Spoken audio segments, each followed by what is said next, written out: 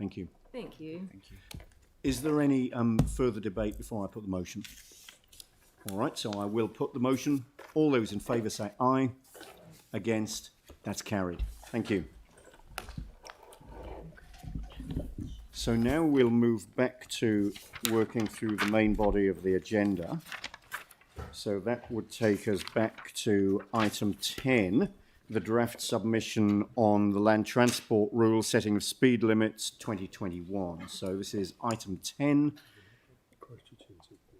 Oh, sorry, I didn't realise we've got ChristchurchNZ here. I wasn't aware of that.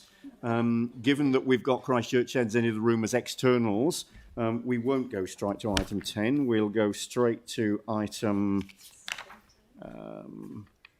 17, ChristchurchNZ Holdings Q3 Performance Report. So, apologies, I didn't realise that you were here, but thank you for being here. I'd invite you forward to the table with Linda joining you as well. So, Therese Arsenault, Chair of the Board, and Laura Dawson, Acting Chief Executive. Welcome. And I understand that you've got a presentation that you'd like to take us through. Yes, I do, actually. Thank you. Okay. Tēnā koutou. Very pleased to be here today with an opportunity to present our report on Q3, end of March of this year. I think you're aware that Joanna is taking a short period of leave, so I'm delighted to have our Acting Chief Executive, Laura Dawson, with us. And I think they're running to catch up with us because we were way too fast. We will also have a number of our general managers here today too, Lauren Heafy, Boyd Warren, and Anna Fawcett. So can I just say on behalf of the board that we're pleased with the progress being made. In particular, the agile response to the ongoing disruption really of COVID. Including at ChristchurchNZ a razor-sharp focus on economic recovery. Also pleasing to see the progress being made in terms of the newly added UBD functions. ChristchurchNZ also continues to attract increased funding from central government that we use to amplify the local government funding and support recovery for the region. And I'm pleased, too, that we're tracking well in terms of our levels of service. If you will indulge me, I'm also sitting here with just a faint hint of nostalgia. It was almost to the day 4 years ago that we were first stood up as an organization. And I was reflecting back, the intent back then was clear from our shareholder, strategically aligned and coordinated approach to economic development, to present us with more levers to use, to do it better and smarter. And some things have changed over the years. We've certainly added more levers, including the Antarctic function, Screen Canterbury, and of course urban development now. But can I just assure you what's remained unchanged is our absolute focus on our purpose and why we're here, which is to stimulate measurable and sustainable economic growth for a prosperous Otatahi Christchurch. So I'm delighted now to hand it over to Laura. She'll walk you through a summary of the key outcomes for this quarter, and I think also perhaps give you a little bit of a sneak peek towards Q4 as well. Kia ora. Thank you for having us today. It's a joy to be able to present where we're at. So obviously we'll take the paper that you have in your pack as read, but I've pulled out a couple of key points that I thought would be of interest. So starting with innovation and business growth, obviously signed partnership with Whiriora, which is a hapu-led skills hub which aims to pathway whānau from all backgrounds into decent work and training. And we're also working to expand Haupara, which is a pupil pathways program. Also in the innovation and business growth area, we've spoken to you before about Te Haka and ThinkLab, which are part of our innovation ecosystem, continuing to exceed KPIs with 50 new jobs created by the 40 businesses that are receiving incubation support. And really excited to announce that we were recently awarded a Best Practice Award by Economic Development New Zealand for the innovation and entrepreneurship ecosystem. From an economic leadership point of view, economic activity in the city remains steady. Canterbury's slightly above national performance in the first quarter, but we're seeing a slight slip in April, which we're contributing to seasonality. Job seeker support recipients have actually dropped since the beginning of the year, so there's 2,000 less people seeking work since January. Retail spend in Christchurch has softened slightly. You can see there March 2021 approximately 500 million, and in April 2021 489 million, again reflected through seasonality. We continue to see growth in key areas such as consent issuance and also exports of primary and manufactured goods, and our manufacturing confidence remains high. As Therese mentioned, new functions of urban development. The New Brighton Regeneration Project is progressing well, with a developer selected for a mixed residential development on the former New Brighton school site. That will encompass more than 65 new homes, with works to commence in the next 2 months. We're also working on the Roy Stokes Hall pilot program, which is actually looking at creating a community space via expression of interest process. The Milton Street subdivision consent has also recently been granted for freehold lots, and we're actually just in the process of lodging with LINZ for those 2 lots. You would have seen a recent announcement in relation to the Peterborough Central Quarter. So this is the former convention site. We've agreed a consortium of local developers that will develop residential townhouses, a 43-room hotel, and also space for commercial activities. Major events. So this summer event portfolio was delivered successfully with more than $4.6 million in visitor spend, more than 18,000 visitor nights to the city, and sold out events across the season. The FIFA Women's World Cup 2023, Christchurch is going to be hosting the team-based camp and training facilities. And we've just finished the major event funding round with 26 applications that are under evaluation at the moment. SailGP. So the 2022 event planning, I'm excited to announce, is on track. Public communications on this will begin on the 1st of July, and ticket sales will open in mid-August. Community consultations underway, and the CCC infrastructure works are on track. We've also entered an expression of interest for SailGP 2023 and 2024, and we're just looking at central government investment options for that event. Visitor attraction. So we held the Trends Hui in Christchurch in May. We hosted 800 tourism delegates from around New Zealand and Australia, largest tourism business event in New Zealand and Australia. May Mates, you can see a couple of samples there. This was a tactical initiative to actually drive awareness and visitation to our city activities, attractions and hospitality outlets during May. 3,500 referrals directly through to businesses. And central government funding, as Therese mentioned, we're just in the process of putting forward a proposal for central government funding of $1.5 million that will supplement our local government funding focused on tourism support.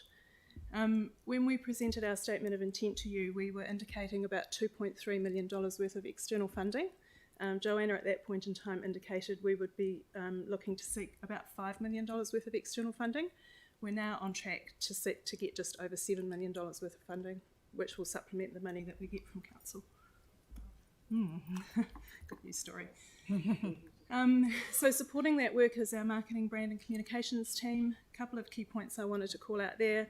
One is our Crusaders partnership, so targeting travel to Christchurch from the locations around the Crusaders games, and also just indicating that our perceptions research for Christchurch continues to be high, with an increase versus Q2, and an openness to relocate to Christchurch steady at 25%.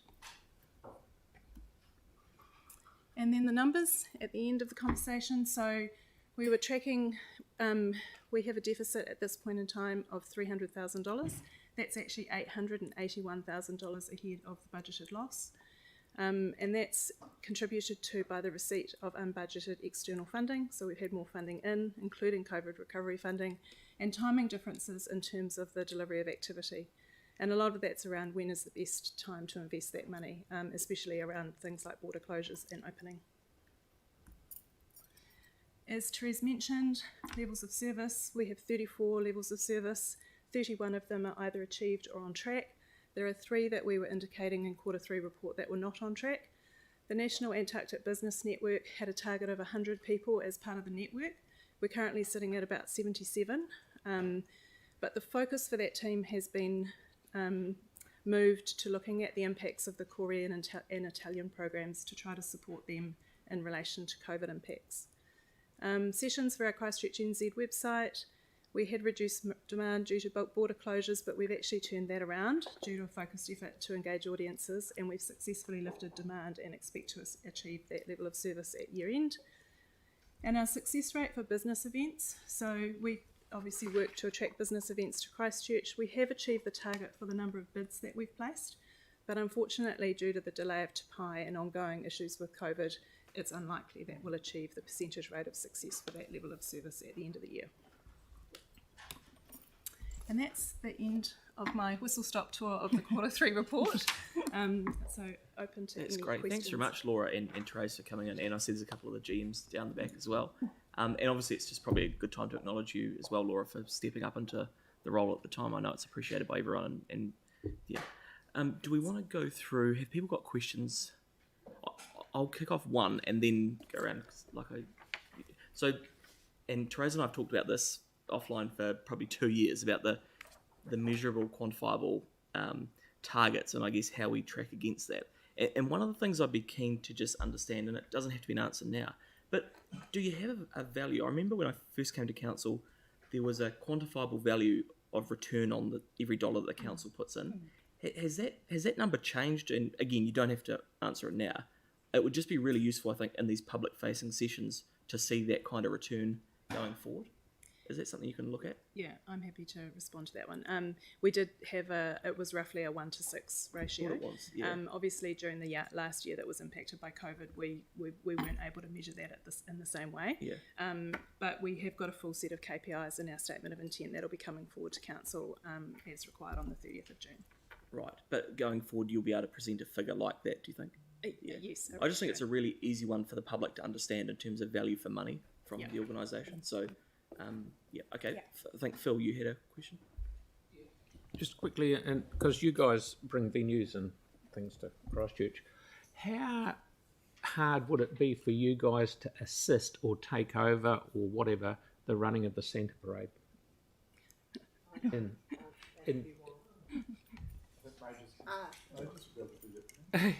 Doing it this year. So we have worked quite closely with the Centre Parade. There were a couple of challenges. First and foremost, we are tasked with major events, and when we looked at the Centre Parade, it doesn't drive any visitation. It doesn't get any media coverage, and it also doesn't change the brand perception of Christchurch. So it's much more focused on community outcomes. The secondary part of that is that from a financial perspective, the operating model, particularly around some of their fixed costs and assets, is quite cost prohibitive. And their ability to attract third-party funding at the moment has been limited. So we have offered them some support and have been working with them, but we have put it back to the council events team at this stage. Okay, so it's in this building that it gets. Thank you. Any other questions? Jimmy and then Yanni. First one, I'm concerned because a moment, we will jab all those the vaccines, and also the Taipei, those convention center will be open in October. So I'm concerned if the beginning or before May of next year, this border has been open, whether ChristchurchNZ will have any planning to integrate all those the kind of stakeholders, how do we to create more kind of opportunity, to grasp this good opportunity to vitalize the economy in Christchurch? I'm not sure, or just let them go. For instance, like if convention center opening, and before temporary one is the Air Force Museum, those are temporary convention center or town hall, all those one venue, how to integrate it together can provide good capacity. Also regarding to the different attraction in Christchurch and surrounding the Canterbury area. So I'm not sure whether ChristchurchNZ, you have any planning. Yeah. Thanks, Jimmy. So whenever we put forward a bid for an event to be held in Christchurch, we actually provide details of all of the potentially suitable venues to the organisation that will be selecting where the event goes, and then it's up to them to choose the venue that actually suits their needs. For instance, like the Moon Festival or Mooncake Festival, this year probably the first year they got the major event to transfer from the Lantern Festival to different. So what's the update status? Because your major event, I didn't see you have any briefly in presentation. Yeah. So the presentation that I've done today is looking back at the previous quarter, Yes. and obviously that's one of the key events in quarter one, beginning of quarter two next year. Okay, thank you. Yeah, I guess I was just trying to understand, like we've just heard the presentation from VBase around local procurement and sustainability. So I was really interested in what you've done over the past year to look at using local suppliers. I know there was an issue around film provision, for example. So are you able just to talk at a high level around what your thoughts are in that space? Of course. So we have a very strong procurement process at ChristchurchNZ that's based on the central government model, and we have a factor within that actually provides an extra uplift for any local candidates, because it is obviously our preference that we would like to be able to use local organisations, but also acknowledging that sometimes all of the skills we need aren't based in Christchurch, as per the example you gave where we needed specific video skills. Right, and is that local, that's Christchurch, Canterbury based versus New Zealand wide or international? Correct. Yep. Right, okay. And then I was just interested in your major events portfolio that you support, and coming up to the chair's question really. So what support were we giving to the Crusaders games? Like, have we made a financial contribution to the Crusaders? So we're obviously working closely with the Crusaders to attract visitation to Christchurch. We do have a small partnership in place with them. The contents of that partnership are commercially confidential. Right. So how are we measuring the success of that other than people just watching videos online? So we track success of all campaigns really carefully, including visitation to our website, results in terms of travel, and we track all of that and report that. So, okay, if we look at page 211, we don't really get a sense of the impact. No, I so don't think the final was a those sellout. campaigns but- have only just completed a couple of weeks ago, so it does take us a period of time to collect the information from both city venues that have benefited from that partnership and also from our own results. Right, okay. So that report is quarter three, which is ended 31st of March. Yeah, I think previously when you've been here, we've asked a similar question. Like, it would be really good, and I appreciate there might be some sensitivities, so maybe it needs to be done in PX, but it'd be really good to understand the public investment that's going in versus the actual benefit that's accruing, because we get quite high level numbers about, and I think you had a slide before, but what we don't see is, how much you've actually put in versus each event and what the success or otherwise has been. So I understand there's been a workshop organised on the 11th of July to work through with council the entire events portfolio. Right. Perfect. Okay. And I think you had a question.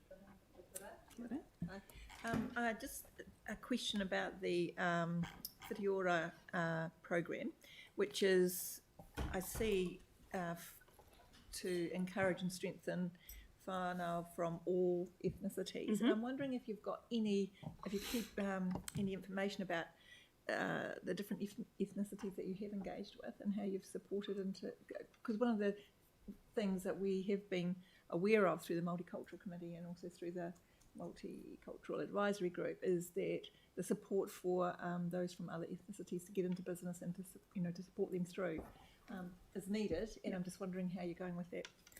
I don't have the numbers in front of me for Whitiora, but I do have them for Haupara. So out of 46 students that have gone through this year, 11 have been Pākehā, 10 have been Māori, 5 Pacific, 12 Filipino, and 8 students from a range of other ethnicities. So it would be good to know a wee bit of feedback in terms of those, so that we can perhaps talk to it through those committees in the advisory group, just to sort of support and just give that positive feedback Yep. in terms of We're what is obviously actually happening. tracking that, so Yeah, we can provide great. that. Thank you. Great. Okay. Any other questions? Oh, Yanni. Yep. I just had I wonder, obviously not today, but can we get some more information about the FIFA World Cup opportunities? I note that there's a delegation coming in June, and you're talking about training bases and stuff, but we don't really have much more details about, is there a requirement for us to spend? We shall we schedule that facilities in the workshop on Yeah, the you might be able to 11th pick that of up when July? you come in. Yeah. Yeah, I guess I was concerned around the timing. So if the June inspection's happening and we don't even know what the sites are or what investment's required, Yeah. I guess. Yanni, we have a whole organisation tasked with doing this stuff. We can go through that with you on the 11th of July. The delegation have just been here this week. Right. There's not an investment requirement for training facilities. Okay. It's just a city support. And we're confidentially working through another opportunity with them as well, which we'll disclose to you in PX. Oh yeah, no, that's great. So you'll Thanks. pick all that up when you come in. Yeah. Yeah. And I guess just the other question around the development functions. So I'm just not quite sure if it's a question for CCHL or for you, but the money that's made from from selling the land off, does that come back to us as a council? Does it go back to you as an agency, or does it go to CCHL? So all the land at the moment is currently held by DCL, so it would be a question for CCHL. Right. Yep, that's being worked through as well. Cool. Okay, I think that's it. Thank you very much for coming in, and that's perfectly timed. So we've got a resolution there, and I think, Jimmy, you're happy to move it? Does someone like to second? James Daniels will second it. Any discussion? All in favour? Aye. Against? That's carried. Excellent. Thank you very much for coming in. Thank you. Okay, and it's bang on 1 o'clock, so we'll adjourn till 2 o'clock. So return after lunch. Thanks.